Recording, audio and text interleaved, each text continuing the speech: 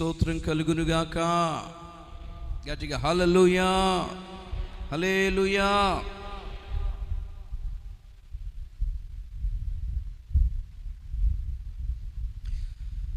రెండు 2000 సంవత్సరాల క్రితం యేసుక్రీస్తు ఈ భూమి మీదకి వచ్చి కేవలం చాలా టెండర్ ఏజ్లో, మంచి యవ్వన ప్రాయంలో తన ప్రాణములు మనుషుల పాపముల కొరకై, వారిని రక్షించుట కొరకై అర్పించి తను వచ్చిన పనిని ముగించుకొని ఆయన తిరిగి లేచి పరలోకానికి ఆరోహణమైన సందర్భమును మనం చదివేం అపోస్తుల కార్యములు 1వ అధ్యాయం 9వ వచనములో. ఎంత వయసు? 33-34 సంవత్సరాల మధ్యలో. నిన్న రాత్రి ఒక మాట మనం మాట్లాడుకున్నాం. 100 ఏళ్ళు బ్రతకడమే ఆశీర్వాదమా? ఇలా 20 ఏళ్ళకి 30 ఏళ్ళకి చనిపోతే అది కీడ, శాపమా? అకాల మరణం అనేది ఒక శాపములాగా మనం భావిస్తాం ఎక్కువ శాతం. 20 ఏళ్ళకే 100 ఏళ్ళు నిండిపోయినాయి అని బాధపడతాం. మరి యేసుప్రభు అక్కడ 30 ఏళ్ళకే 100 ఏళ్ళు నిండి అక్కడ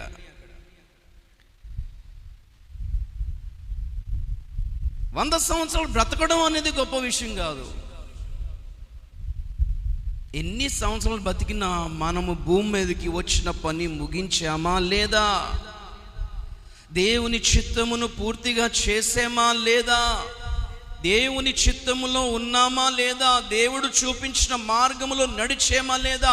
దేవునికి ఉపయోగకరముగా బ్రతికేమా లేదా అనేదే ప్రాముఖ్యం ప్రియులారా.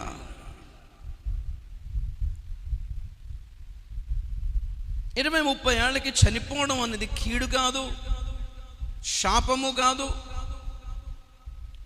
80 సంవత్సరాలు వచ్చాక కళ్ళు కనపడక, చెవులు వినబడక, కిడ్నీలు పనిచేయక, గుండె పనిచేయక, ఊపిరితిత్తులు పనిచేయక, నడుము పనిచేయక, నాలుక పనిచేయక, పళ్ళు లేక, సేవ లేక, బతకలేక బతికుండడం కూడా పెద్ద ఆశీర్వాదం ఏం కాదు. 80 ఏళ్ళు ఉన్నాయనడానికి.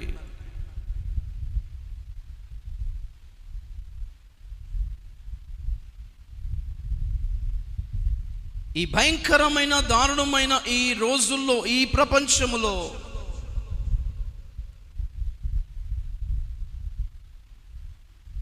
ఇంకో 30-50 సంవత్సరాల కల్లా యేసు ప్రభు రాకపోతే ఈ భూమి మీద బతకడం కంటే కీడు, శాపం ఇంకొకటి లేదు. ఈ కాలంలో ఒక మాట అడిగితే గనక, ఈ 2 సంవత్సరాలలో ఎంతమంది దేవుని బిడ్డలు కరోనా వచ్చి దేవుని సన్నిధికి వెళ్ళిపోయారో, దేవుని సన్నిధికి వెళ్ళిపోయిన వాళ్ళ సంగతి చెప్తున్నా. బ్రతుకున్న మనకంటే ధన్యులు వాళ్ళు అని చెప్తాను నేనైతే. బాబోయ్, ఇంకా రానున్న ఘోరమైన పరిస్థితులు వాళ్ళు చూడకుండానే వెళ్ళిపోయారు. అది గొప్ప విషయం. అసలు ఇంతవరకు ఈ గడిచిన సంవత్సరాలలో ఎంతమంది దైవజనులు, ఎంతమంది దేవుని ప్రజలు, వాళ్ళందరూ జీవితాన్ని ముగించుకుని వెళ్ళాలా, మధ్యలోనే వెళ్ళిపోయినట్టే కనపడుతుంది ఎక్కువ శాతం. ఇలాగా అనారోగ్యం పాలైపోయి చనిపోయిన వాళ్ళందరూ జీవితాన్ని ముగించుకుని వెళ్ళిన వాళ్ళు అయితే కాదు కదా. తమ సమయం వచ్చి వెళ్ళిపోయినట్టు లెక్క కాదది. ఒక లెక్కలో ప్రభు రాకడొచ్చి వాళ్ళను తీసుకువెళ్ళిపోయాడు, మనం ఉండిపోయామేమో అనే విధంగా భయం వేసేలాగా ఉంది పరిస్థితి అంతా.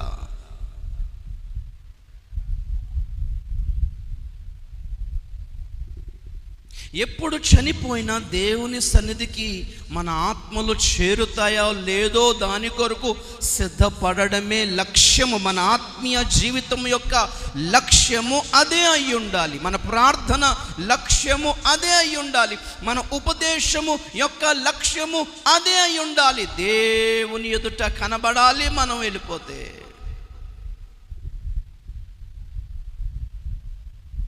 దాని కొరకు సిద్ధపడండి, దాని కొరకు ప్రార్థన చేయండి. ఈ భయంకరమైన దినాల్లో మనం నడవాల్సిన మార్గం ఏదో చూడటానికి ప్రయత్నం చేయండి. మన గురి ఏంటి, మన గమ్యం ఏంటో చూడటానికి ప్రయత్నం చేయండి. ఎంతకాలం బ్రతుకుతామో అన్నది గ్యారంటీ లేదు మన జీవితాలకి. మీరు కొనుక్కున్న టీవీకైనా గ్యారంటీ ఇవ్వచ్చు, 5 సంవత్సరాలు గ్యారంటీ ఇస్తాడు కంపెనీ వాడు. మీరు కొనుక్కునే ఫోన్లకైనా గ్యారంటీ ఇస్తాడు కంపెనీ వాడు, ఇన్ని సంవత్సరాలని.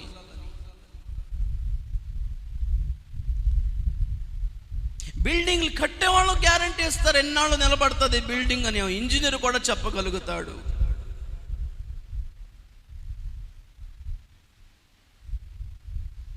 మీ ప్రాణాలకి మాత్రమే గ్యారంటీ లేదు ఈ భూమి మీద.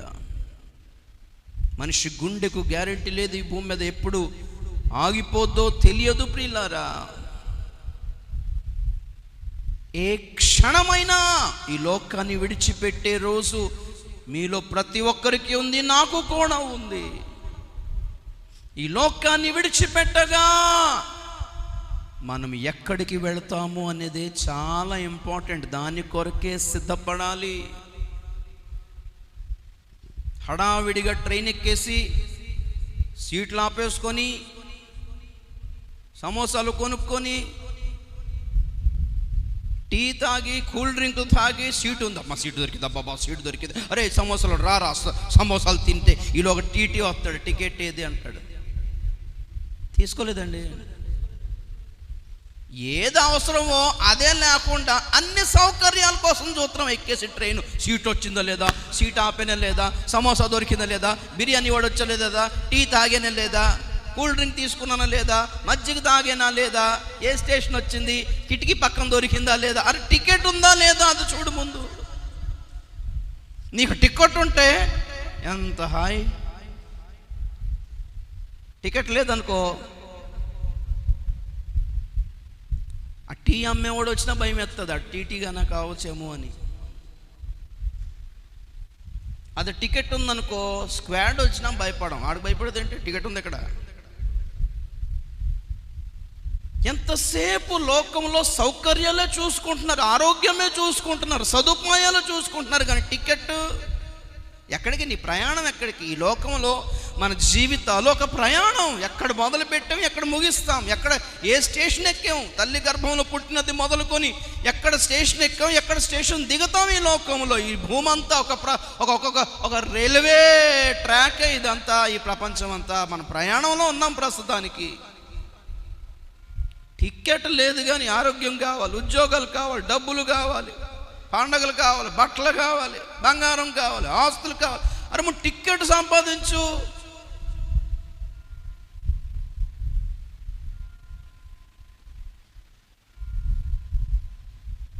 దేవునికి స్తోత్రం కలుగును గాక. హల్లెలూయా. ఆయన రాజ్యమును ఆయన నీతిని గనక మీరు వెతికితే మొదట చూడండి, మొదట మత్తయి సువార్త 6:33 మాట చెప్తాను. ఇంకా నేను ప్రసంగం మొదలు పెట్టలేదు. మత్తయి సువార్త 6:30 నుండి చదవండి. ఉన్నారా చదివేవాళ్ళు? స్క్రీన్ కూడా లేదు. నేడుండి రేపు పొయ్యిలో వేయబడు అడవి గడ్డిని. ఓకే, 33 చదవండి, చాలా లాంగ్ అవుద్ది. కాబట్టి మీరు ఆయన రాజ్యమును నీతిని మొదట వెతుకుడి, అప్పుడు అవన్నీ మీకు అనుగ్రహింపబడును. ఏమి తింటాము, ఏమి త్రాగుతాము, ఏమి ధరిస్తాము, ఎలా అద్దె కడతాము, ఎలా బట్టలు కొనుక్కుంటాము, ఎలా ఫీజులు కడతాము అనే టెన్షన్ కాదు మీకు ఉండాల్సిన మొదట టెన్షన్ అది కాదు. ఆయన రాజ్యమును, ఆయన నీతిని మీరు మొదట వెతకండి. మొదట ప్రయారిటీ, ప్రాధాన్యత.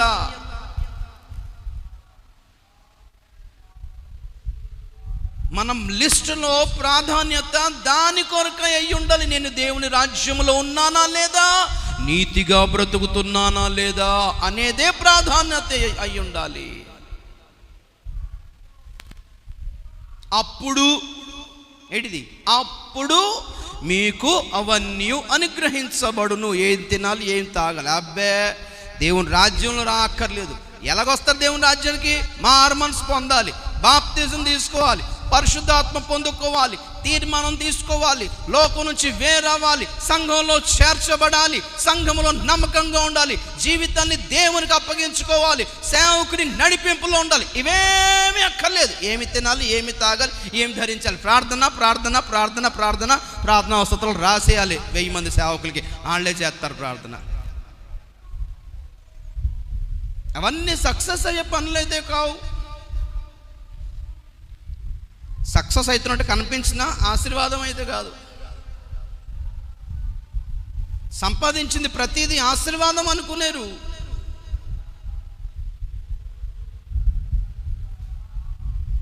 దేనికి ప్రాధాన్యతనివ్వాలన్నాడు? మొదట దేవుని రాజ్యము. మీరు ఇండియాలో ఉన్నారా, అమెరికాలో ఉన్నారా అనేది ఇంపార్టెంట్ కాదు. దేవుని రాజ్యంలో ఉన్నారో లేదో చూసుకోండి ఒక్కసారి.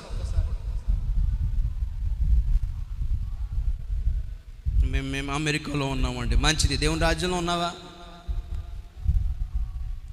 సిటీలో ఉన్నావా, పల్లెటూరులో ఉన్నావా అనేది ఇంపార్టెంట్ కాదు. ఇక్కడ నువ్వు ఎక్కడున్నా దేవుని రాజ్య సభ్యుడవేనా? దేవుని రాజ్యం నిన్ను గుర్తిస్తుందా?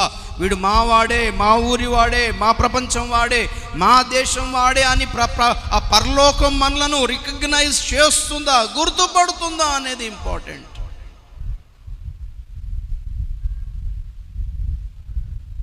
దేవుని రాజ్యమును మొదట వెతకాలి. నీతి, ఎంత డబ్బు ఉంది అన్నది ఇంపార్టెంట్ కాదు, నీతిగా సంపాదించిందేనా అనేది ఇంపార్టెంట్. బిల్డింగ్ ఎలా కట్టావు అన్నది ఇంపార్టెంట్ కాదు, కారు ఎలా కొనుక్కున్నావు అన్నది ఇంపార్టెంట్ కాదు, పిల్లలకి పెళ్ళిళ్ళు ఎలా చేసావు అన్నది ఇంపార్టెంట్ కాదు, బ్యాంకులో ఎంత డబ్బు ఉంది అనేది ఇంపార్టెంట్ కాదు, చాలా పెద్ద బిజినెస్ చేస్తున్నావా అనేది ఇంపార్టెంట్ కాదు, ఎంత మంచి జాబ్ చేస్తున్నావు అనేది ఇంపార్టెంట్ కాదు, దుబాయ్లో జాబ్ వచ్చిందా, అమెరికాలో జాబ్ వచ్చిందా అనేది ఇంపార్టెంట్ కాదు, నీతిగా బతుకుతేనే వచ్చిందా లేకపోతే దొంగ పనులు ఏదైనా చేస్తూ వచ్చిందా అది ఇంపార్టెంట్. ఇక్కడ దొంగ పనులు చేసి దేవుడు ఇచ్చాడండి, దేవుని మహాకృపణుడు అంటే దేవుడు అలా చూస్తాడు. నేను ఎప్పుడు ఇచ్చాను ఇది? దేవుడు కనబడకపోయేసరికి మన ఆటలు సాగుతున్నాయి. ఇక్కడ ఏదైనా నడిచేస్తుంది. దేవుడి పేరు చెప్పితే సరిపోతుంది, దేవుడు ఇచ్చాడండి. ఏం చేస్తాం? మేము వద్దనుకున్నాం, ఆయనే ఇచ్చాడు. అమ్మా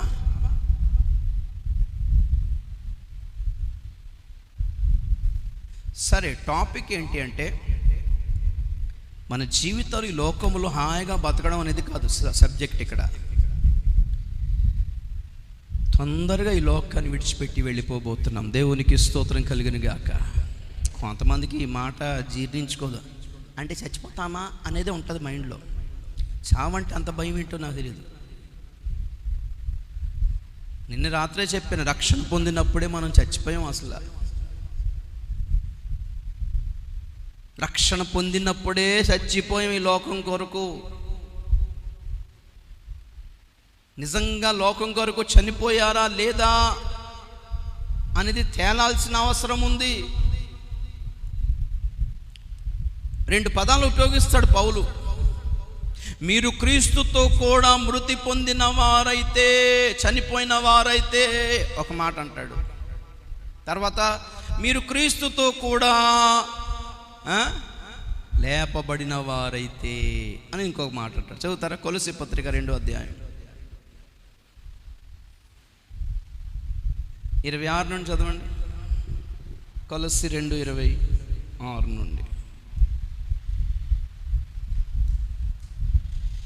2వ అధ్యాయం 20 వచనం చదవండి. ఫస్ట్ 26 లేదు, సారీ, మీరు క్రీస్తుతో కూడా 2:20 లోకము యొక్క మూల పాఠముల విషయమై మృతి పొందిన వారైతే లోకములో బ్రతుకుచున్నట్టుగా మనుషుల ఆజ్ఞలను పద్ధతులను అనుసరించి చేత పట్టుకొనవద్దు, రుచి చూడవద్దు, ముట్టవద్దు అను విధులకు మీరు లోబడనేలా అవన్నీ వాడుకున్నట్టు చేత నశించిపోవును. చాలు, దేవునికి స్తోత్రం చెప్తాం గట్టి ఒకసారి. హల్లెలూయా. పెట్టండి, స్క్రీన్లో పెట్టండి ఒకసారి. 2:26 అన్నాను, క్షమించాలి. 2:20 కొలస్సీ పత్రిక. మీరు క్రీస్తుతో కూడా లోకం యొక్క మూల పాఠముల విషయమై మృతి పొందిన వారైతే. ఇక్కడ పాయింట్ నోట్ చేసుకోవాల్సింది ఏంటంటే, ఇక్కడ పాపాల గురించి మాట్లాడతలేదు. ఇక్కడ లోకములో పాపములో జీవిస్తున్నామా, సిగరెట్లు తాగేమా, మద్యం తాగేమా, వ్యభిచారం చేసామా, విగ్రహారాధన చేసామా, అవన్నీ పాపములే. పాపముల విషయంలో కూడా మనం చనిపోవాలి. అవి కాకుండా ఇంకొక మాట అంటున్నాడు పౌలు, ఏంటంటే లోకం యొక్క మూల పాఠముల విషయమై కూడా మృతి పొంది ఉండాలంట. ఏమిటా మూల పాఠాలు?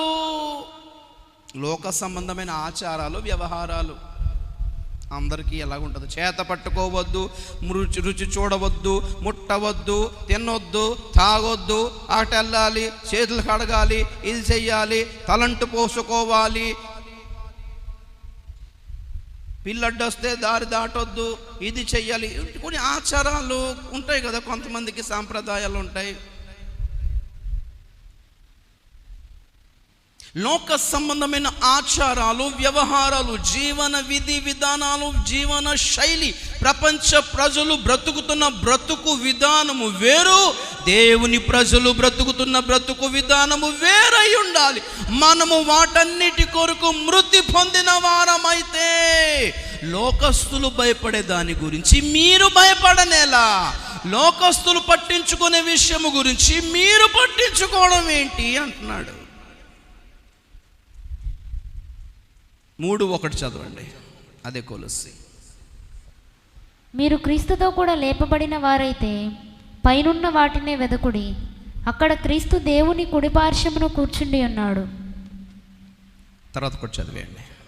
పైనున్న వాటి మీదనే గాని భూసంబంధమైన వాటి మీద మనసు పెట్టుకొనకుడి. చాలు, దేవునికి స్తోత్రం చెప్తాం గట్టిగా ఒకసారి. క్రీస్తుతో కూడా మృతి పొందిన వారైతే లోకస్తులు పట్టించుకునేవి మనం పట్టించుకోం, లోకస్తులు భయపడేవి మనం భయపడం, లోకం కావాలనుకునేవి మనం కావాలనుకోము, లోక సిస్టమ్ని ఫాలో అవ్వము. క్రీస్తుతో కూడా మృతి పొందిన వారైతే 1. 2, క్రీస్తుతో కూడా లేపబడిన వారమైతే అసలు లోకాన్నే చూడం, పైనున్న వాటినే చూస్తాం, దాని కొరకే సిద్ధపడతాం, దాని కొరకే వేగిరి పడతాం, దాని కొరకే ఆరాట పడతాం, దాని కొరకే ప్రకటిస్తాము కూడా. మరి చనిపోవడం, లేపబడడం అంటే క్రీస్తుతో కూడా, క్రీస్తులో ఉండడం అంటే ఏంటో తెలుసా? అసలు క్రీస్తునందున్నవారు అంటాడు. క్రీస్తునందున్నవారు నూతన సృష్టి, క్రీస్తునందున్న వారికి శిక్షా విధి లేదు. క్రీస్తునందున్నవారు, క్రీస్తునందున్నవారు, క్రీస్తునందు ఉండడం అంటే ఏంటి అసలు? యేసుప్రభు ఫోటోలు కొనుక్కొని గోడకు అతికించుకోవడమా? ఇంట్లో మెడలో సిలువ గొలుసు వేసుకోవడమా? క్రీస్తులో ఉండడం అంటే ఏంటి? ప్రతిసారి చర్చికి వెళ్ళిపోయి ముసుగేసుకుని కూర్చోవడమా? ప్రతి చోట ప్రతి మీటింగ్కి వెళ్ళిపోయి ముసుగేసుకుని కూర్చొని పోవడమా? క్రీస్తులో ఉండడం అంటే ఏంటి? క్రీస్తులో ఉండడం అంటే క్రిస్మస్ పండుగ చేసుకోవడం, ఈస్టర్ పండుగ చేసుకోవడమా?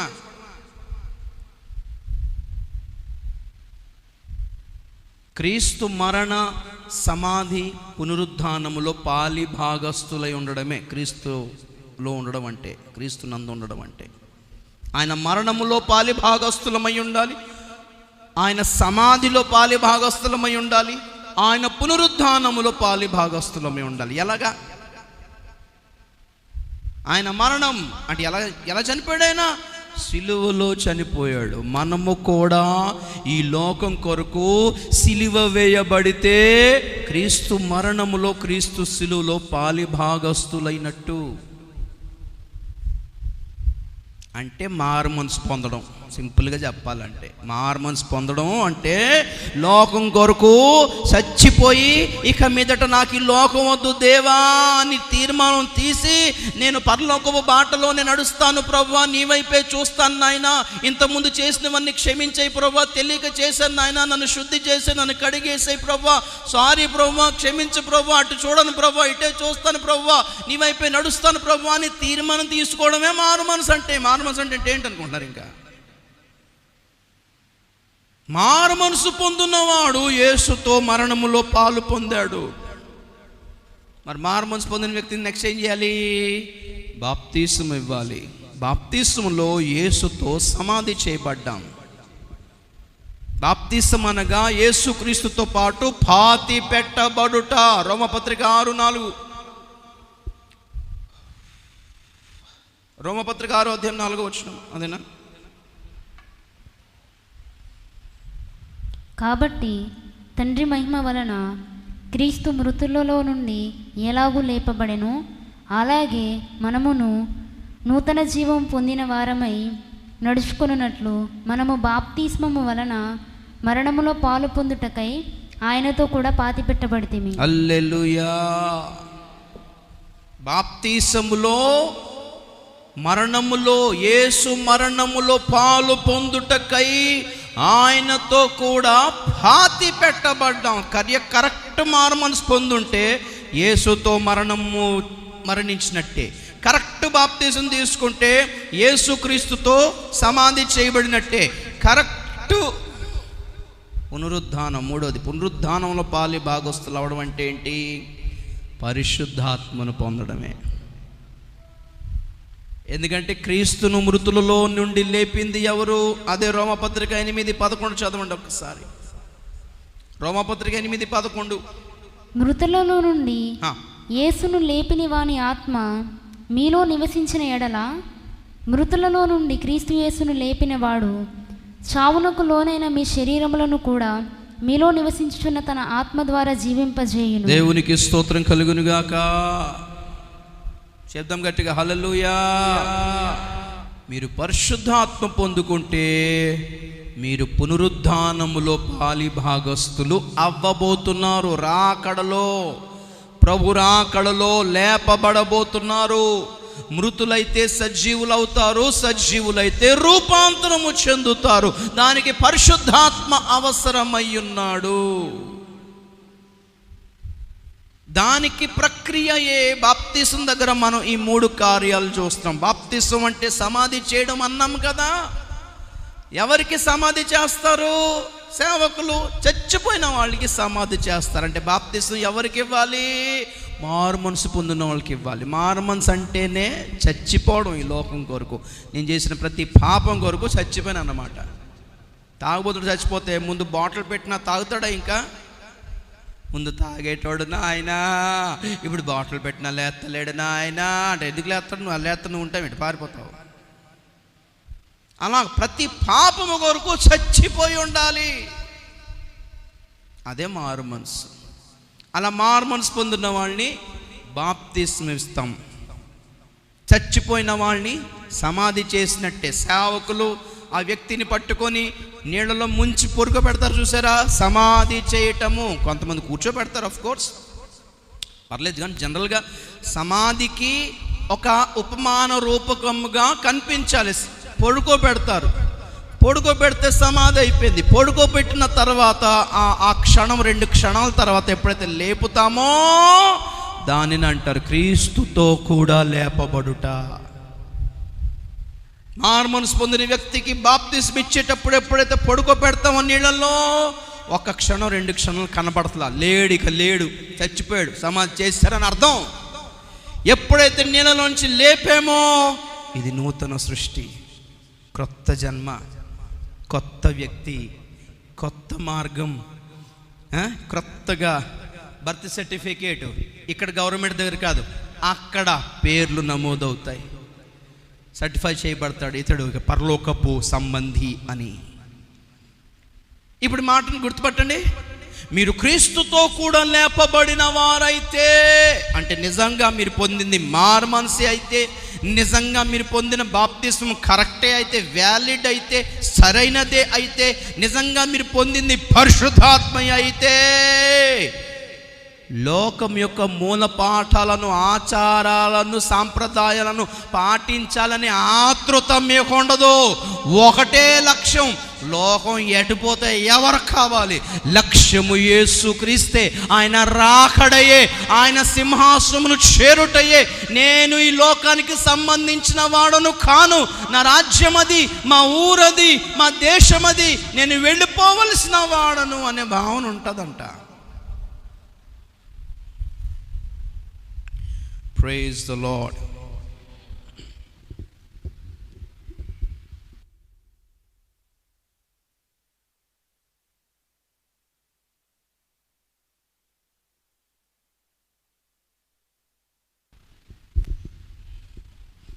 దేవునికి స్తోత్రం.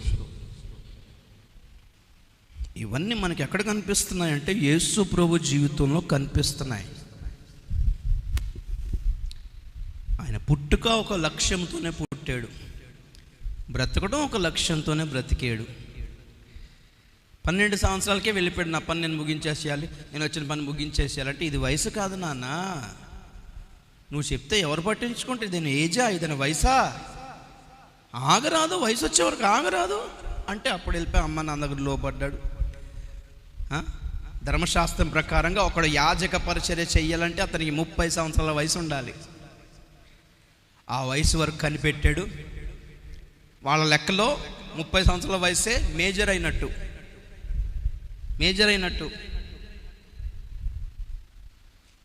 ఆ వయసు వచ్చిన వెంటనే బాప్తిజం తీసుకున్నాడు, పరిశుద్ధాత్మ పొందుకున్నాడు. 3 సంవత్సరాలు టక సేవ చేశాడు. నా పని అయిపోయింది, నేను వెళ్ళిపోతాను అన్నాడు. అబ్బాయి మీరు కూడా సిద్ధపడండి, సువార్త చేయండి, జాగ్రత్త, సిద్ధపడండి, ప్రభు దగ్గరకు వచ్చేయండి, ఈలోగా నేను వస్తే తీసుకెళ్ళిపోతాను అని అందరి కళ్ళ ఎదుట ఆయన ఆరోహణమైతే ఒక మేఘం వచ్చి ఆయనను కొనిపోయింది. స్తోత్రం చెప్తాం గట్టిగా ఒకసారి, హల్లెలూయా. ఈరోజు టాపిక్ అదే, కొనిపోబడుట అనే టాపిక్ దగ్గర రావటానికి ఈ గ్రౌండ్ అంతా సెట్ చేయాల్సి వచ్చింది. మీకు లక్ష్యము కొనిపోబడుట, ఈ లోకాన్ని విడిచిపెట్టి 30 ఏళ్ళకే వెళ్ళిపోయాడండి పరలోకం. అయ్యో 80 ఏళ్ళు బతుకుతా అయ్యేది కాదా? యేసు ప్రభు పెళ్లి చేసుకుని సంసారం చేసి 80 ఏళ్ళ తర్వాత ముసలి అయిపోయిన తర్వాత వెళ్ళుంటే బాగుండేది కదా. అలా చేసినా పెద్దగా మనకి పెద్ద ప్రాబ్లం లేకపోను. ఆయన భూమి మీద 80 ఏళ్ళు ఉన్న తర్వాత సిలువైబడినా మనం నమ్ముకుందాం ఆయన్ని, పెద్ద విషయం కాదు. కానీ ఎంతకంత అర్జెంటుగా పని ముగించుకుని వెళ్ళిపోయాడు. భూమి మీద ఆయన వచ్చిన పని ముగించటానికే, పూర్తి చేసి వెళ్ళిపోవటానికే వచ్చాడు కాబట్టి ఎక్స్ట్రా ఎందుకు బతకాలి అనుకున్నాడు, వెళ్ళిపోయాడు అంతే. చావును చూసి భయపడినట్టు కాదు అదంతా. గలివిలి చెందలా కలవరపడలేదు ఆయన. ఎవరి మీద కంప్లైంట్ కూడా చేయలేదు. నాకు గవర్నమెంట్ హెల్ప్ చేయలేదు, నాకు ఎవరు హెల్ప్ చేయలేదు, వీళ్ళు హెల్ప్ చేయలేదు, నాకు వీళ్ళు హెల్ప్ చేయలేదు, ఇంకో కొంచెం ఎక్కువ బతికేటోండి కదా. ఆమె ఎవరున్నా లేకపోయినా, ఎవరు పట్టించుకున్నా చేసిన పని అయిందా లేదా, పరిశుద్ధతను కాపాడుకున్నాడు, సాక్ష్యాన్ని కాపాడుకున్నాడు.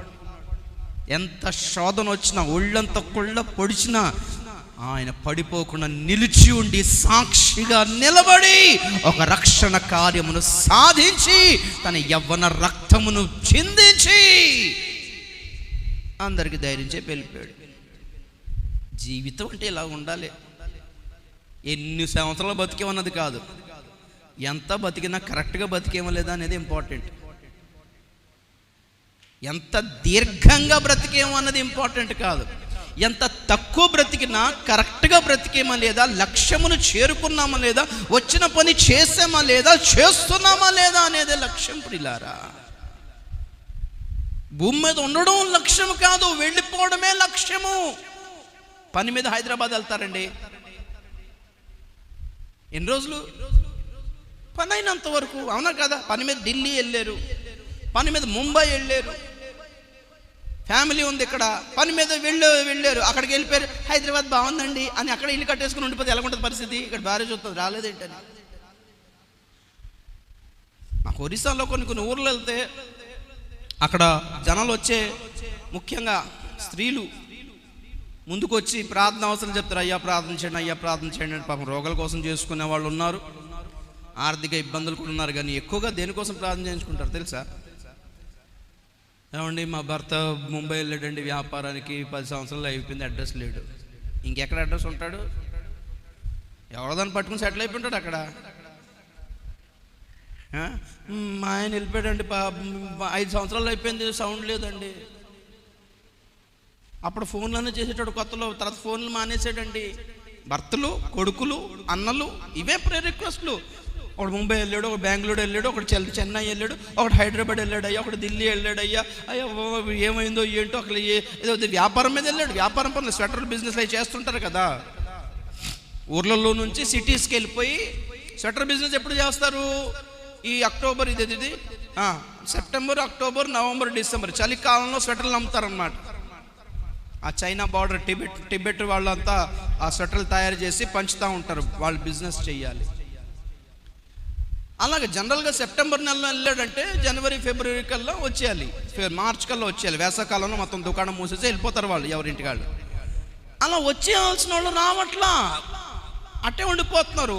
ఒక సంవత్సరం ఫోన్ చేస్తున్నారు, ఆ తర్వాత అడ్రస్ లేదు. అలా కొంతమంది ఫారిన్ కంట్రీస్ వెళ్ళిపోయి, అటు దుబాయ్ వెళ్ళిపోయి, కువైట్ వెళ్ళిపోయి, అట్టే ఉంటున్నారు అనమాట. ఫ్యామిలీ వదిలేసి, అమ్మ నాన్న వదిలేసి, భార్య పిల్లల్ని వదిలేసి కొంతమంది అట్టే. వాళ్ళు తిరిగి రావాలని ప్రార్థన చేయండి అంటే ఇంకేం వస్తారమ్మా, ఇంకా ప్రార్థన చేయమంటే చేస్తాను కానీ. అరే భార్య పిల్లల్ని కలిసి తీసుకెళ్ళిపోయి అక్కడ చక్కగా బతుకుదామని కలిసి తీసుకెళ్ళడానికి కూడా మన సోపం. దుబాయ్ అంటే తీసుకెళ్ళలేరు, ఇండియాలో తీసుకెళ్ళలేరు ఆ భార్య పిల్లల్ని వ్యాపారం చేయడానికి. అది అక్కడ వేరే కుటుంబం పెట్టుకొని వేరే ఫ్యామిలీ మెయింటైన్ చేసి అట్టే ఉండిపోయాడో తెలీదు ఒకటి. రెండోది ఒరిస్సాలో అమాయకమైన ఊర్లలో నుంచి వెళ్ళిన కుర్రోళ్ళు కాబట్టి సరైన భాష, తెలివితేటలు, బుద్ధి ఏమి ఉండదు వాళ్ళకి. సంపాదించామో లేదా, రెక్కలు కష్టం చేసాం లేదా, ఇంత డబ్బు తెచ్చామో లేదా, 80,000 వచ్చింది ఈ నెల, 80,000 వచ్చింది ఈ నెల, ఇంటికి ఫోన్ చేస్తాను, ఇంటికి వెళ్తాను అనుకొని ఏ ఇంట్లో ఉన్నాడో, ఏ కుర్రాళ్ళ మధ్యలో ఉన్నాడో, ఎక్కడ ఏ పెట్టిలో డబ్బులు దాచాడో, ఆ డబ్బుల కోసం ఆ రూమ్లో ఉన్న కుర్రాళ్ళు ఎక్కడ నరికేసి ఆ డబ్బులు తీసుకెళ్ళిపోయారో, అతను నరికేసి అతని శవాన్ని ఎక్కడ పాడేసాడో, ఎవడు కేసు పెడతాడు, ఎందుకు కేసు పెడతాడు? ఆ అనామకుడి శవాన్ని తీసుకెళ్ళిపోయి మున్సిపాలిటీ వాళ్ళు కాల్ చేస్తారు, కేసులు అవ్వవు కదా, ఎక్కడ పోయాడు ఎవరికి తెలియదు. అలా చంపేస్తారు కదా.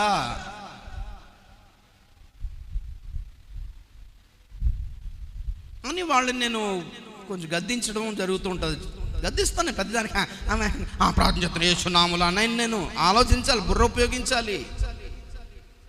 వెళ్ళాడు వ్యాపారానికి, ఒక 6 నెలలు ఫోన్ చేశాడు, ఆ తర్వాత బంద్ అయిందంటే ఏమైంది, ఎందుకు వెళ్తున్నారు అక్కడికి? ఎవరి పూచీకత్తు మీద వెళ్తున్నారు? మీ ప్రాణాలకి ఎవరు పూచీకత్తు? వెళ్ళిపోయినోడు తిరిగి రావాలని తెలీదా? అలా చాలా కుటుంబాలు గలిబిలి అయిపోయి ఉన్నాయి. భర్త చచ్చాడా బతికాడా తెలియదు, కొడుకు చచ్చిపోయాడా బతికాడా కూడా తెలియదు వాళ్ళకి. అలా వెళ్ళిపోయిన వాళ్ళు అట్టే ఉండిపోతే ప్రమాదం ఇదే. అలా మనము ఈ లోకంలోనికి వచ్చామంటే ఒక పని మీద వచ్చాము, ఆ పని ముగించుకొని వెళ్ళిపోవాల్సింది పోయి ఈ లోకంలో సౌకర్యాలు, సదుపాయాలు, దీర్ఘాయుష్ల కొరకు ప్రార్థన చేస్తున్నాం. దీర్ఘాయుష్ అండి, చెప్పాను కదా ఇందాక, 80 ఏళ్ళు కానీ కళ్ళు కనబడవు, చెవులు వినబడవు, గుండె పని చేయదు, కిడ్నీలు పని చేయవు, తాగింది వెళ్ళదు, తిన్నది అరగదు, అరిగింది బయటికి రాదు, నవలేవు, మెంగలేవు, కరవలేవు, తినలేవు, రుచి లేదు, కళ్ళు లేవు, చెవులు లేవు. ఎందుకు బతుకుతున్నారు తెలియదు, బతికే ఉంటారు మాత్రం. దేవుని మహాత్మను బట్టి బతికే ఉన్నాడు అంటారా ఎవరన్నా? అలాగా ఎందుకు బతుకున్నాడు, పోయేది కదా అంటారు ఎవరైనా? అలాంటి బ్రతుకు దీర్ఘాయుష్షు క్షేమకరమైంది కాదు. కాళ్ళు చేతులు ఆరోగ్యంగా ఉన్నప్పుడే, కళ్ళు కనబడుతున్నప్పుడే, నోరు మాట్లాడుతున్నప్పుడే, తిన్నది అరుగుతున్నప్పుడే దేవుని చిత్తము చేసేసి సమర్పించుకుని ఉంటే ఎప్పుడు పిలిస్తే అప్పుడు వెళ్ళిపోవచ్చు. పెద్ద విషయం ఏముంది అందులో? దాని కొరకైనా సిద్ధపాటు లేదు, మరేదేంటో కానీ. దేవునికి స్తోత్రం చేద్దాం గట్టిగా ఒకసారి. సరే, టాపిక్ ఏంటంటే యేసు ప్రభు కొనిపోబడ్డాడు, మనము కూడా కొనిపోబడబోతున్నాం. దేవునికి స్తోత్రం. అయితే అందరూ క్రైస్తవులు అందరూ కొనిపోబడరు. లూకాసు వార్త 17వ అధ్యాయం 34 నుండి చదువుతాం. లూకాసు వార్త 17వ అధ్యాయం 34 నుండి. ఆ రాత్రి ఇద్దరు ఒక మంచం మీద ఉందురు, వారిలో ఒకరు కొనిపోబడును, ఒకరు విడిచిపెట్టబడును. ఇద్దరు స్త్రీలు ఒక తిరగలి విసురుచుందురు, ఒకటి కొనుపోబడును, ఒకటి విడిచిపెట్టబడెను. చాలు, దేవునికి స్తోత్రం చెప్దాం గట్టిగా ఒకసారి. యేసు ప్రభు ఎలాగైతే తన పని ముగించుకొని ఆరోహణమైతే ఒక మేఘం వచ్చి ఆయన్ని కొనిపోయిందో, ప్రభు యొక్క సంఘము కూడా అదే విధంగా కొనిపోబడబోతుంది. యేసు ప్రభు యొక్క రెండవ రాకడ అంటాము. యేసు ప్రభు యొక్క రెండో రాకడ 2 సార్లు జరగబోతుంది, 2 రకాలుగా జరగబోతుంది, 2 దశలుగా జరగబోతుంది. మొదట ప్రభు యొక్క వధువైన సంఘము మాత్రమే ఎత్తబడుతుంది. అది చాలా సీక్రెట్గా, రహస్యముగా జరుగుతుంది. ప్రపంచ ప్రజలందరి కళ్ళెదుట జరగదది. వధువు ఒక్కతే వెళ్ళిపోతుంది. ఆ తర్వాత భూమి మీద భయంకరమైన కడవరి చివరి దేవుని ఉగ్రత కాలము, శ్రమల కాలం సంభవిస్తుంది. ఆ శ్రమల కాలం తర్వాత యేసు ప్రభు ఈ భూమి మీదకి తిరిగి వచ్చి యెరూషలేములో ఒలీవల కొండ మీద కాలు మోపుతాడు. ఇది రెండవ రాకడా. ఈ సంఘం ఎత్తబడే రాకడికి, యేసు ప్రభు తిరిగి వచ్చే రాకడికి మధ్యన కనీసం ఒక 7 సంవత్సరాలు లేక ఒక 10 సంవత్సరాల టైం ఉంది. ఎక్కువ కూడా కావచ్చు, తక్కువ కూడా కావచ్చు, చెప్పలేము. కొందరు 3.5 అంటారు, కొందరు 7 అంటారు, నాలుగైతే 10 అని కూడా అంటారు. శ్రమల కాలం ఎంత కాలమో చెప్పలేము. ప్రత్యేకమైన శ్రమల కాలం అది. ఓకే, ఇప్పుడు ఆల్రెడీ నడుస్తుంది. సంఘం ఎక్కడెక్కడ హింస పొందుతుందో సంఘానికి శ్రమల కాలమే. క్రైస్తవేతర శక్తులు ఎంతమంది లేచి కుట్రలు చేసి చర్చిలు పడగొట్టి క్రైస్తవులను ఇబ్బంది పెట్టి సేవకుల్ని చంపుతున్నారో ఇది శ్రమల కాలం కాదా? సంఘానికి సుఖకాలమా? మీరు నేను ఏసీ రూమ్లో హాయిగా ఉన్నంత మాత్రాన సంఘం చాలా హ్యాపీగా ఉందనుకుంటే అలాగా? ఆకులాడుతున్న వాళ్ళు, పాటలు పడుతున్న వాళ్ళు, చచ్చి బతుకుతున్న వాళ్ళు చాలా మంది ఉన్నారు క్రైస్తవులు. మీరు నేను బిర్యానీ తింటున్నామని ప్రపంచం అంతా ఇలాగే ఉంటుంది అనుకుంటున్నారా? కొట్టుమిట్టి ఆడుతున్నారు ఒక్కొక్కరు క్రైస్తవులు. భర్తల చేత తల్లులు తింటున్న వాళ్ళు ఉన్నారు, అన్నదమ్ముల చేత చిత్రహింసలు పొందుతున్న వాళ్ళు ఉన్నారు. ఇంట్లో నుండి తిండి పెట్టకుండా ఆకలితో అల్లమెట్టించే చాలా మంది కుటుంబాలు ఉన్నాయండి యేసు ప్రభువుని నమ్ముకొని.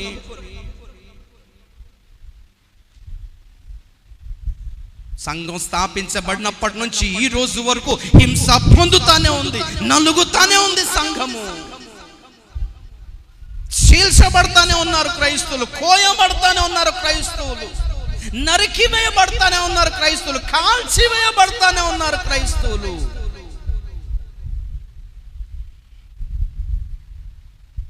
ఒక 100 మందిలో ఒక 10 మంది హాయిగా ఉన్నారేమో, 10-20 మంది బాగా హ్యాపీగా శుభ్రంగా జాబ్ చేసుకుంటా, డ్యూటీకి వెళ్తా, వ్యాపారం చేసుకుంటా, కార్లు బంగ్లాలు అనుకుంటా, అలా ఇలా చర్చకు వచ్చి అలా ఏదో దానం కానుకిచ్చుకుని అలా అలా ఆరాధన చేసి గాడ్ ఈజ్ గుడ్ అనుకుంటా ఆరాధన చేసి అలా వెళ్ళిపోతున్న వాళ్ళు 100 మందిలో 20 మంది ఉన్నారేమో, 80 మంది నలుగుతానే ఉన్నారు, కష్టాలు పడతానే ఉన్నారు, తెప్పలు పడతానే ఉన్నారు, కొట్టుమిట్టాడుతూనే ఉన్నారు. కొదువుల్లో, కొరతల్లో, ఆకలి దప్పుకుల మధ్యలో, నిందల్లో, అవమానాల్లో చచ్చి బతుకుతానే ఉండి యేసు ప్రభువుని గట్టిగా పట్టుకుని వెళ్ళిపోతున్నారండి చచ్చిపోయి పరలోకానికి.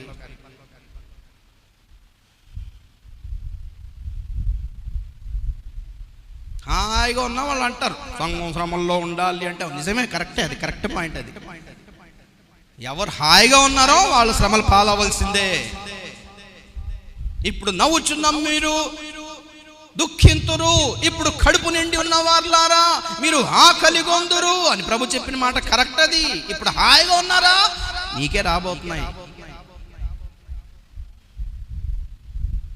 సో సంఘం ఎత్తబడే రాకడొకటి, యేసు ప్రభు భూమి మీదకి వచ్చే రాకడొకటి. సంఘం ఎత్తబడేటప్పుడు యేసుక్రీస్తు భూమి మీదకి రాడు, ఆయనే రమ్మని పిలుస్తాడు, ఇక్కడికి ఎక్కి రమ్ము అని పిలుస్తాడు తన సంఘాన్ని.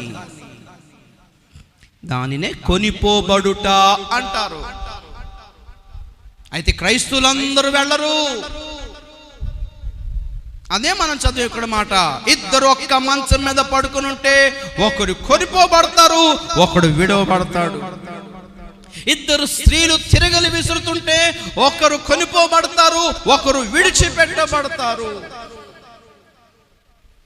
ఈ కొనిపోబడే వాళ్ళు ఎవరో 4-5 మాటలు మీకు నేను చెప్పి ఈ పూట ముగిస్తాను. దేవునికి స్తోత్రం చెప్పండి గట్టిగా ఒకసారి, గట్టిగా హల్లెలూయా.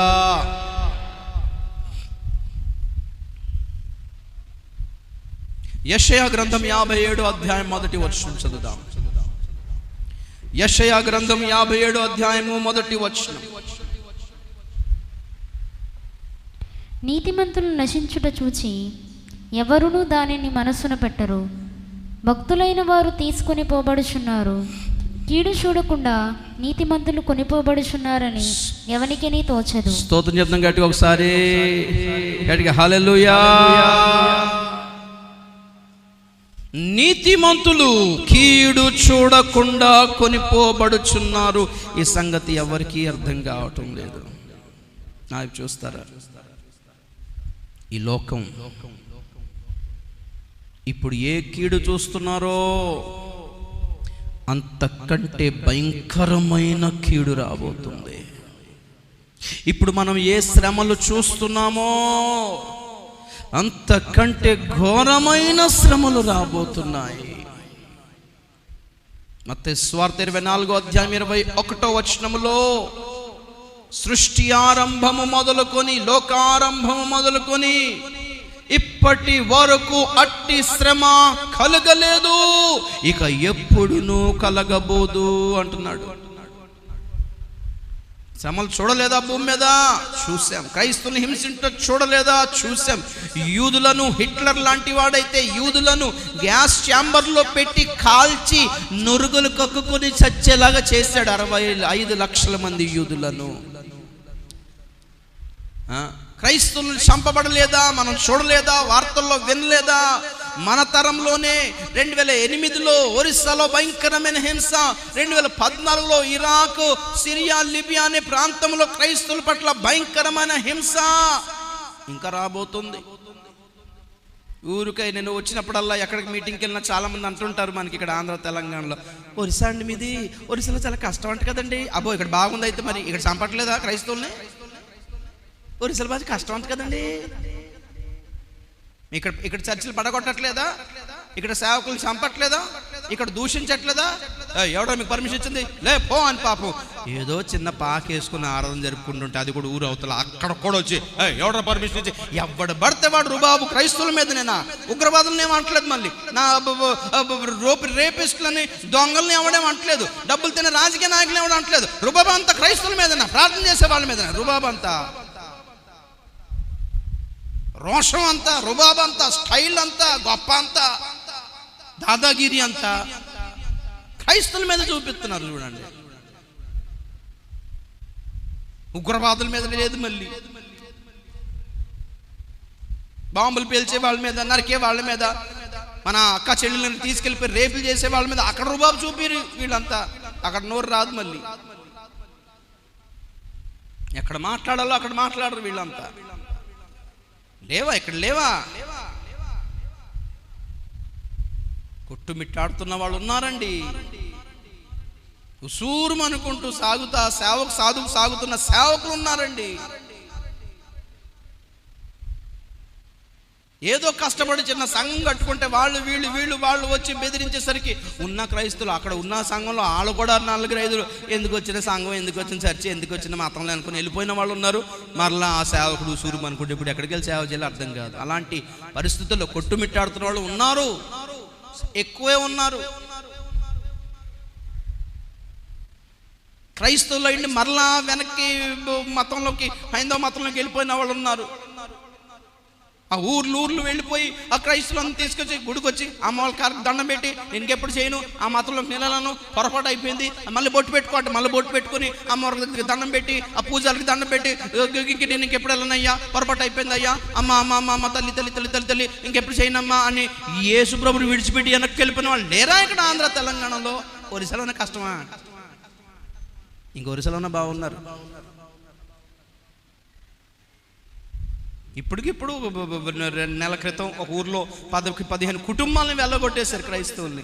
అడవిలో ఉన్నారు పాపం వాళ్ళు. ఇప్పుడు వెళ్తాను నేను వచ్చే నెల. అలా వీడియోలు ఉన్నాయి, యూట్యూబ్లో చూడండి. నా ఊర్లో ఉండాలంటే దండం పెట్టుకోవాలి, ఇక్కడ మేము ఇచ్చే ప్రసాదం భోగం అంతా తినాలి అని కొట్టారంట వాళ్ళందరినీ. ఆడపిల్లలను కూడా చూడకుండా కొట్టారు పాపం. యవనస్తులను, ఆడపిల్లలను కూడా కొట్టారు. వాళ్ళ అమ్మా నాన్నని కొట్టారు, అన్నదమ్ములను కొట్టారు. ఇళ్ళంతా మొత్తం పాడు చేసి పడగొట్టేసి దేశాలు గిన్నెలు మాంసాలు అన్ని బయటేసేసి కాల్ చేసి పోండి అంటే పాపం వాళ్ళు బిక్కు అనుకుంటా బయటికి వెళ్తే మీడియా వాళ్ళు వచ్చి అడిగితే వాళ్ళు ఒకటే మాట అన్నారు, ఊరని విడిచిపెడతాం కానీ యేసు ప్రభుని అయితే విడిచిపెట్టమన్నారు. మరి మీరు అనగలరా? కడుపు నొప్పులు, నడుములు బాగైతే చాలా అనుకునే వాళ్ళు నిలబడతారా? ఇలాంటి కష్టాలు వస్తాయి. ఇప్పుడు వస్తాయి, ఆగండి, కంగారేంటి, ఆగండి. శ్రమలు రావాలని అనుకుంటున్నారు కాబట్టి రావద్దని ప్రార్థన చేయడం మరీ విడ్డూరం. కాకపోతే శ్రమలు వస్తాయి అన్నవాళ్ళు దేశం క్షేమంగా ఉండాలని ప్రార్థన చేయడం విడ్డూరం. కాకపోతే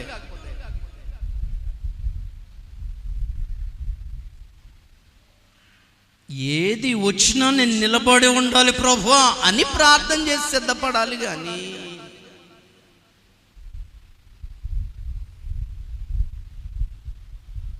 ప్రభుత్వాలు మారిపోవాలి, వీళ్ళు మారిపోవాలి, అందరూ మారిపోవాలి, అంత హ్యాపీగా ఉండాలండి. మేము పెద్ద పెద్ద చర్చలు కట్టాలి, వేల వేల మంది వచ్చేయాలి జనం.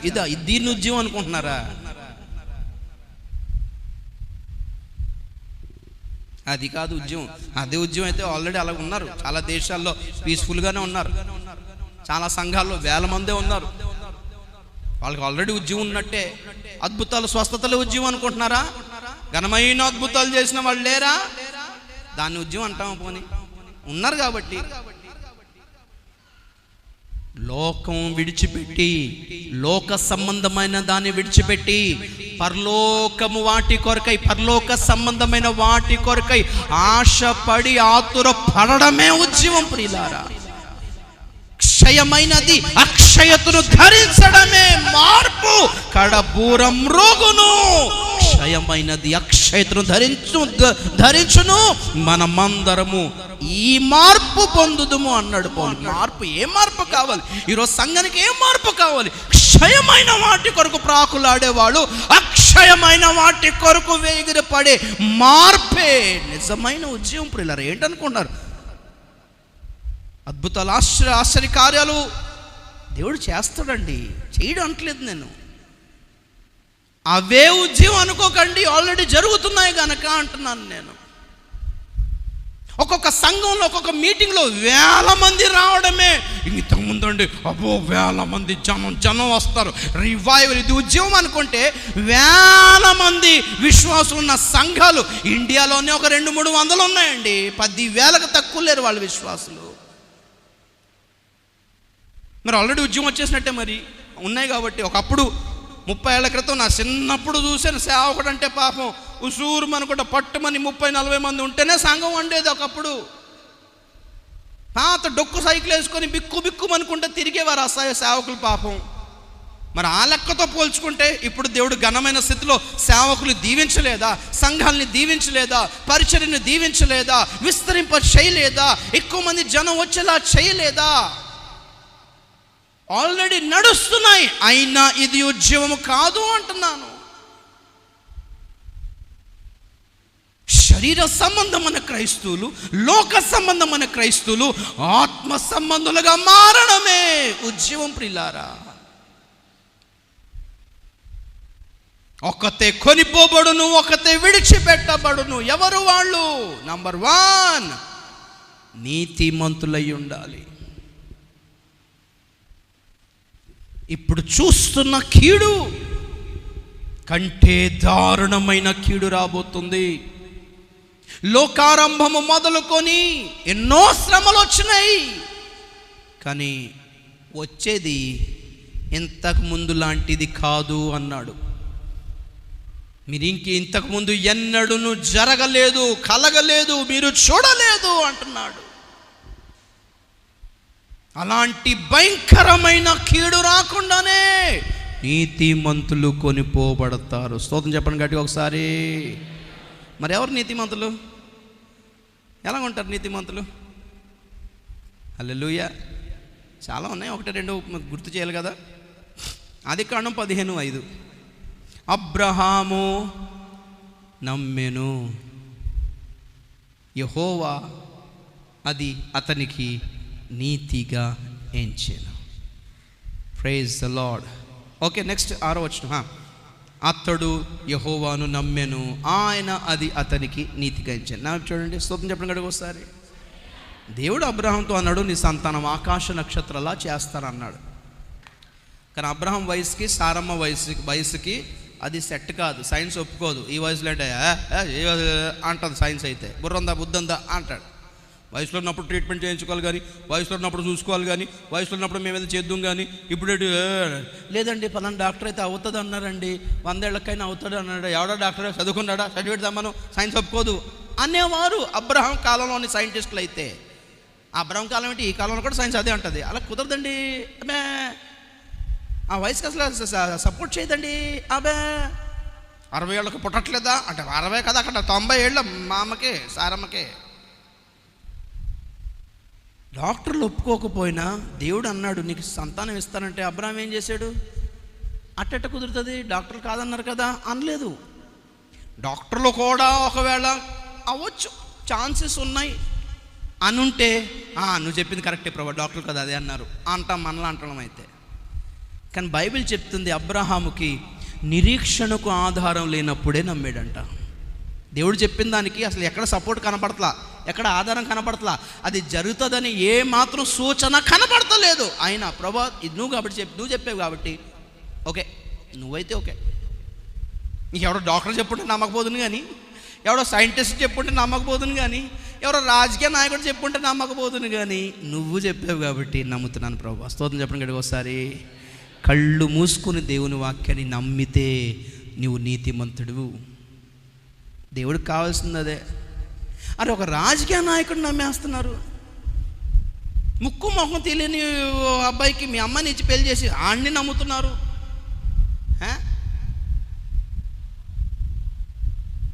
దుబాయ్ తీసుకెళ్తా, కోయిటా తీసుకెళ్తా అనే దొంగ ఏజెంట్ని నమ్ముతున్నారు. అరే ఒక బ్యాంకును నమ్మి ఇన్ని డబ్బులు తీసుకెళ్ళిపోయి అక్కడ వేసేస్తున్నారు. అరే దేవుడు అంటే ఎందుకు నమ్మకం రావట్లేదు చెప్పండి ఒకసారి.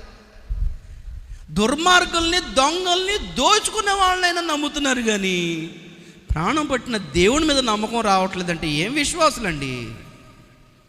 పేరుకి మళ్ళీ విశ్వాసులు అంట. జనరల్గా ఈ భూమి మీద కళ్ళు మూసుకుని దేన్ని నమ్మితే గుడ్డి నమ్మకం అంటారు, అంధవిశ్వాసము అంటారు, మూఢనమ్మకము అంటారు. అలా కళ్ళు మూసుకొని నమ్మదగిన వాడు ఎవడైనా ఉన్నాడు అంటే అది దేవుడే. కళ్ళు మూసుకొని నమ్మొచ్చు ఆయన్ని, కళ్ళు మూసుకొని ఆయన మాటల్ని నమ్మొచ్చు. రాత్రి అనుకున్నాం కదా, యెహోవాను నమ్ముకొనుడి మీరు స్థిరపరచబడుదురు. ఆయన పక్షముగా ఆయన వాక్కును తీసుకొని వచ్చే ప్రవక్తలను నమ్ముకొనుడి మీరు కృతార్థులగుదురు, సఫలులగుదురు, విజయవంతమైన జీవితం వెళ్ళబుస్తారు. సక్సెస్ అగుదురు, పాస్ అవుతారు, జయిస్తారు. అబ్రహాము నమ్మాడు. స్తోత్రం చెప్తాం గట్టిగా ఒకసారి. నీతిమంతుడు. రాత్రి నోవా గురించి మాట్లాడుకున్నాం కదా, ఎబ్రీ పత్రిక 11:7 అది వరకు అతడు చూడని దాని గురించి హెచ్చరిక చేయబడినప్పుడు అతడు నమ్మెను గనక నీతికి వారసుడాయెను. దేవునికి స్తోత్రం చెప్పండి గట్టిగా ఒకసారి. తను చూడలేదు, తను చదువుకోలేదు, తనకి తెలియదు, కానీ దేవుడు చెప్పాడు అయితే ఓకే నిజమే. యేసు ప్రభు భూమి మీద వచ్చాడంట 2000 సంవత్సరాల క్రితం. మీరు చూసారా? నేను చూసామా? సిలువ వేయబడ్డాడంట, రక్తం కార్చాడంట, సమాధి చేయబడ్డాడంట, లేచాడంట. అంట దగ్గరే ఉంది ఇది అంతాను. అంటనా మీకెవరు చెప్పారు? మా పాస్టర్ గారు చెప్పారు. వారికి ఎవరు చెప్పారు? బైబిల్ చెప్పింది. ఎవరు రాశారు? అపోస్తులు రాశారు. అది కూడా అంటనే, వాళ్ళే రాశారంట. మీరు చూడలేదు, నేను చూడలేదు, మరి ఎలా నమ్మావు? అనుభవించాం కాబట్టి నమ్మాం. స్తోత్రం చెప్పండి గట్టిగా ఒకసారి. ఈ అంట అనేది అబద్ధం అయితే ఒక తాగుబోతుడు మారకపోను, ఒక నక్సలైట్ మారకపోను, ఒక వేశ్య మారకపోను, రోగులు స్వస్థత పొందకపోదురు. పిల్లరా, ఇన్ని కార్యాలు యేసు ప్రభు చేస్తున్నాడంటే ఇది చెప్పబడింది, రాయబడింది, సేవకులు చెప్పింది అబద్ధము కాదనే కదా. స్తోత్రం చెప్పండి గట్టిగా ఒకసారి. అందుకే నమ్ముతున్నాం. కార్యాలు జరుగుతున్నాయి కాబట్టి నమ్ముతున్నాం. జనులు మారుతున్నారు కాబట్టి నమ్ముతున్నాం. దెయ్యాలు వచ్చినా, మరణం వచ్చినా, సైతాన్ని వచ్చినా, పాతాళమే వచ్చినా యేసు రక్తం అనగానే అక్కడ ఆగిపోతున్నాయి కాబట్టి నమ్ముతున్నాం. ప్రియులారా, ఆయన రక్తాన్ని నమ్మినాం, ఆయన నామాన్ని నమ్మినాం, ఆయన వాక్యాన్ని నమ్మినాం, ఆయన సేవకుని నమ్మినాం, సువార్తను నమ్మినాము, ఆయన సిలువను నమ్మినాము. స్తోత్రం చెప్పండి గట్టిగా ఒకసారి. నమ్మాం కాబట్టి నీతిమంతులు. నమ్మారు కాబట్టి నీతిమంతులు.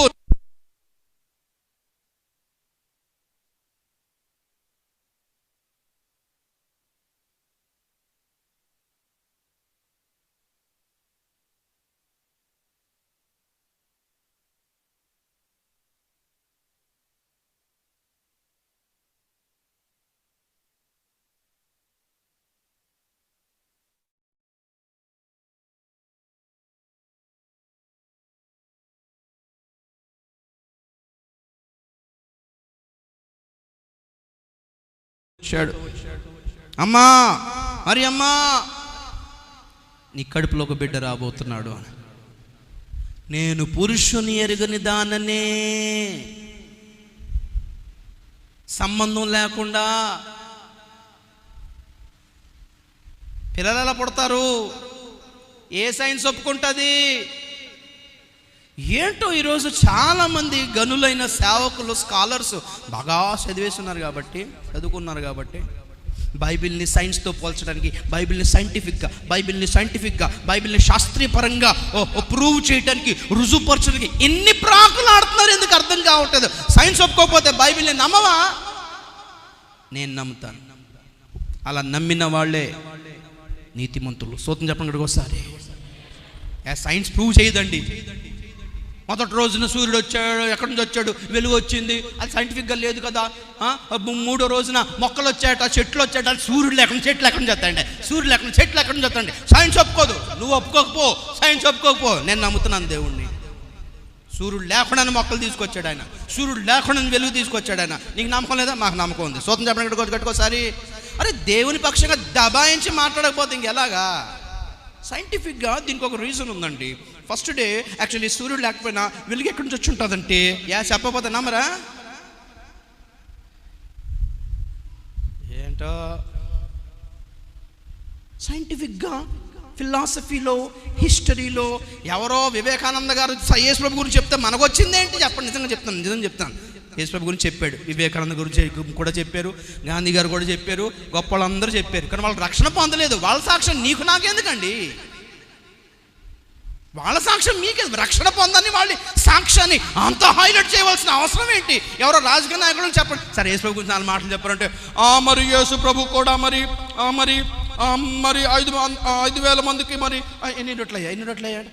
5 రొట్లు ఇచ్చాడు. అలాగే మేము కూడా మాకు ఓటెత్తే మేము కూడా ఇస్తాం. దేవుని స్తోత్రం చెప్పండి ఒకసారి గట్టిగా. హల్లెలూయా. మారు మనసు లేని వాళ్ళ సాక్ష్యాన్ని అంత హైలైట్ చేసుకున్నారు కాబట్టి రక్షణ కార్యాలు జరగట్ల సంఘాలలో. Note this point.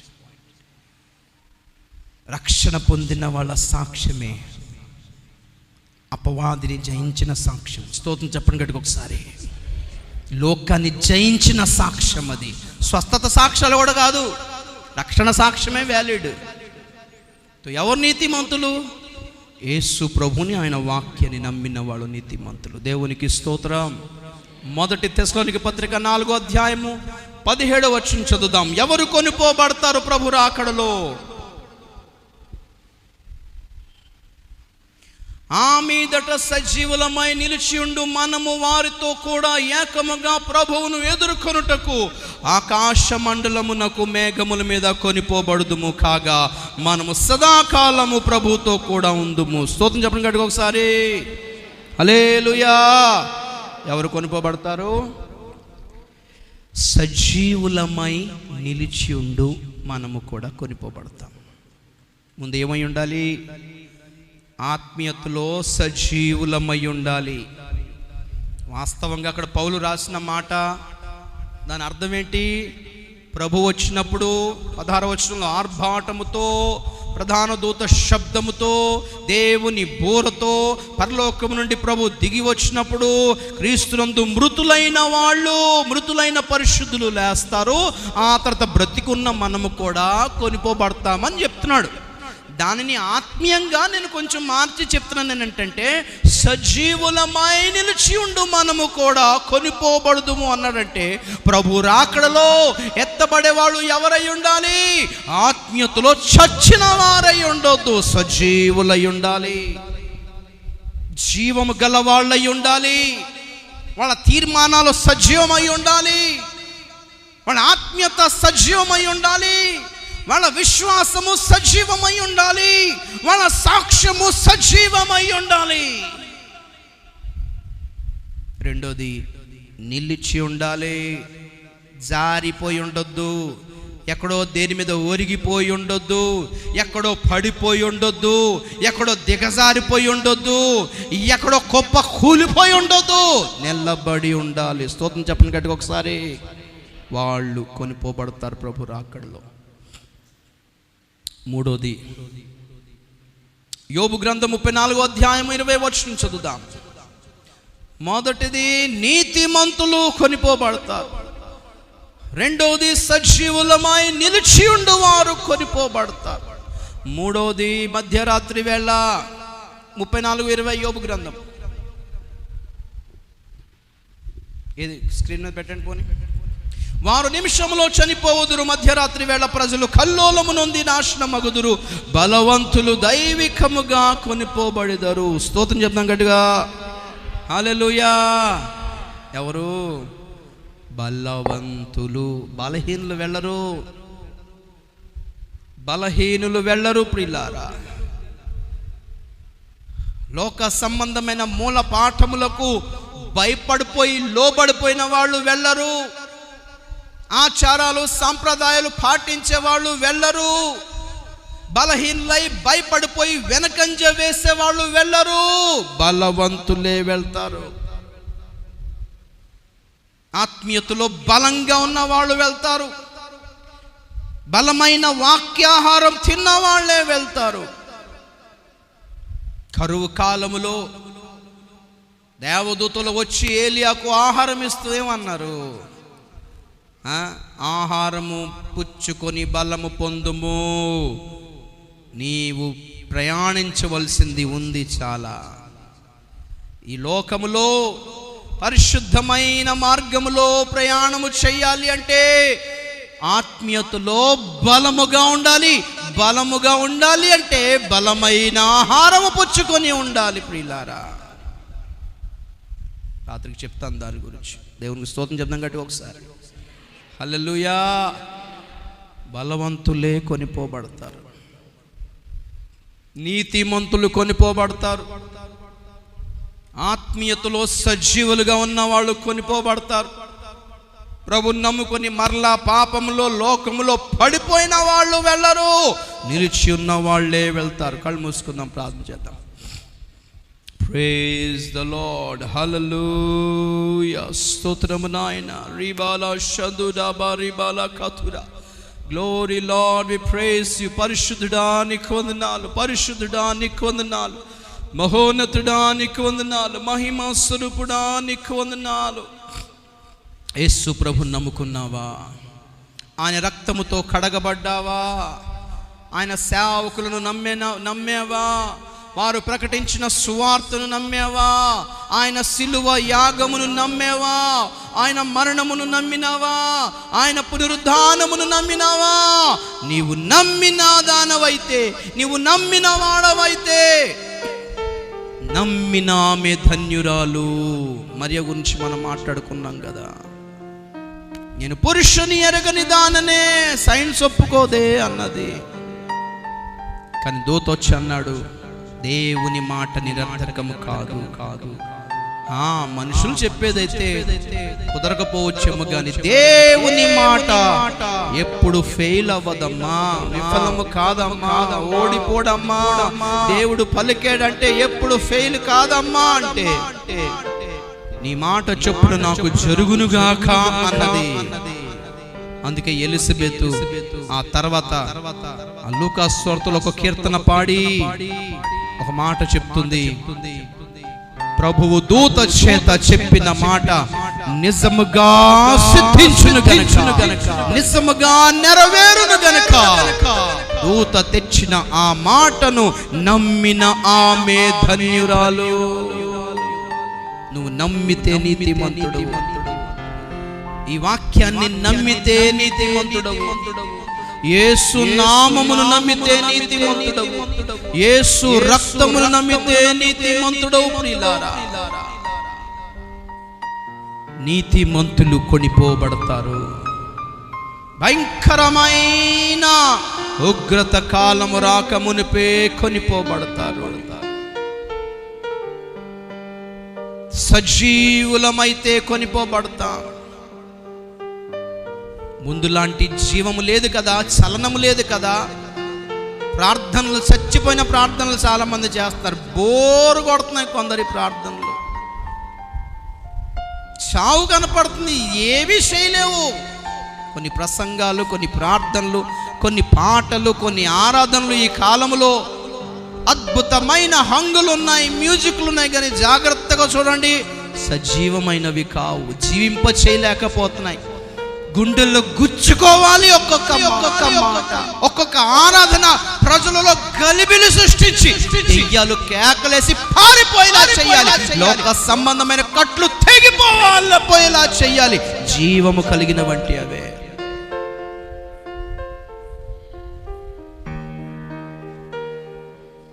చచ్చిన సింహము కంటే బ్రతికున్న కుక్క మేలు అంటుంది ప్రసంగి గ్రంథంలో. బతికున్న వాళ్ళే మేలు.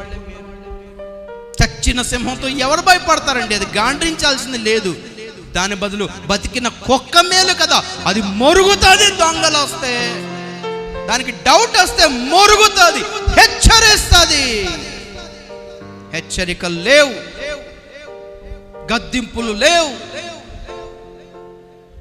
మార్పులు లేవు, ఖండించుట లేదు. సజీవమై నిలిచియుండు మనము కొనిపోబడతాం. నిలిచి ఉన్నారా?